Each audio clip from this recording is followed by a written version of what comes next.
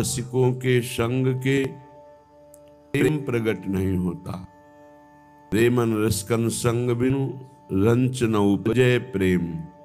Ranch मात्र भी प्रेम हृदय में प्रकाशित नहीं हो सकता यदि रसिकों का संग न हो। और प्रेम के बिना भगवत प्राप्ति नहीं होती। भगवत साक्षात्कार प्रेम से होता। प्रेम ते प्रगट होए मैं जाना। जब तक प्रेम नहीं तो भगवत साक्षात्कार नहीं, तो भगवत साक्षात्कार नहीं तो भवबंधन से मुक्ति नहीं। बिनु पद प्रेम भये अलबेली। भवरों छुटत न कोई। इस संसार समुद्र से वही पार जाता है जिसके हृदय में प्रेम प्रकाशित होता है। प्रेम रसिकों के संग से होता है। रसिक कौन?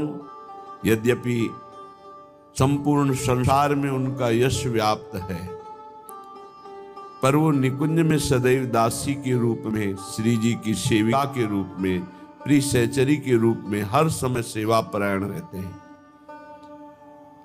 प्रियाजू की रुचि लेकर के उनकी सेवा में निमग्न और जगत में उनका जगमगाता है यश, बड़ी महिमा, पर हृदय में उनकी अत्यंत दैन्यता।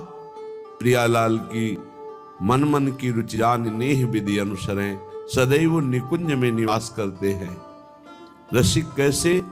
बोले प्रियालाल के रूप रस में डूबे हुए मानो कोई नशे में हो। छवि मधु छके खुमारी निस्दिन। घूर्णित नेत्र, अरुणता छाई हुई नेत्रों में, क्योंकि नेत्र रूप रस में ऐसे डूबे हैं कि न नींद है न जागृत है। अखियां सोई न जगी, क्योंकि अखियां रूप के रंग रंगी। रसिकों के नेत्रों में प्रियालाल विराजमान रहते हैं। रसिकों के नेत्रों में प्रियालाल विराजमान रहते हैं। नयनन पिय मूरति रहे तेई रस रहे समाये। हर समय उनकी एक ही लक्ष्य वृत्ति प्रियालाल के चरणारविंद में बार बार सेवा सुख की भावना में डूबे हुए, रूप रस में पगे हुए, देह कुटुंब का विस्मरण किए हुए। बोले वो जगत मंगल के लिए, जगत उद्धारण के लिए साक्षात प्रियालाल के मंदिर है। उनके नेत्रों में, उनके मन में प्रियालाल विराजमान है। ऐसे रसिकों के चरणों में यदि प्रीति हो तो हमारे हृदय में प्रियालाल प्रकाशित हो जाए। तो इसलिए भोरी सखी मांगती हैं कि हे प्रियाजू, हे लाडली, हमें तो पता नहीं कि कौन रसिक है आपके चरणारविंद के रस का, या कौन पाखंड नाटक कर रहा है। स्वामिनी जो हमसे भूल हो सकती है, आप कृपा करके हमें रसिक संग दे दीजिए। किए कृपा कृपालु किशोरी, रसिक संग जो पाऊं। यदि मुझे रसिकों का संग मिल जाए तो जासो उपजय भाव हिये में चरण कमल चितलाऊं। मेरे हृदय में फिर भाव प्रकट हो जाएगा। उसी भाव से आपके श्री चरण कमलों में चित्त अर्पित करके निरंतर चिंतन करते हुए आपकी सेवा सुख में निमग्न रहूं। ये भाव बाजार में नहीं मिलता है। ये भाव किसी साधना से जागृत नहीं होता। ये रसिकों की कृपा से भाव मिलता है। जब तक भगवती महात्मा का संग नहीं होगा, तब तक तन और मन की जो जलन है, जो दुख है, जो राग है, जो मोह है, वो मिट नहीं सकता। ये पक्की बात है। ये बड़ी सूक्ष्मता से देखा गया कि बड़ी कठोर साधना करने पर भी अहम सुरक्षित रहा। अहम सुरक्षित तो देह भाव सुरक्षित, देह भाव सुरक्षित तो हर विकार सुरक्षित। अभी समझ में आया कि रसिक गुरुदेव की कृपा से जो अहम गलित होता है वो किसी साधना से नहीं। अहम गलित हुआ तो देह भाव मिटा, देह भाव मिटा तो सारे विकारों की गुंजाइश ही नहीं रह गई, क्योंकि अहम के ही देह भाव के महल में ही सारे विकार रहते हैं। वो निर्विकार स्त्री वो दैन्यता, वो सहजता, वो कृपालुता, वो दयालुता आराध्य देव की रसिकों में होती है और रसिकों से उनके शरणागतों में उतरती है।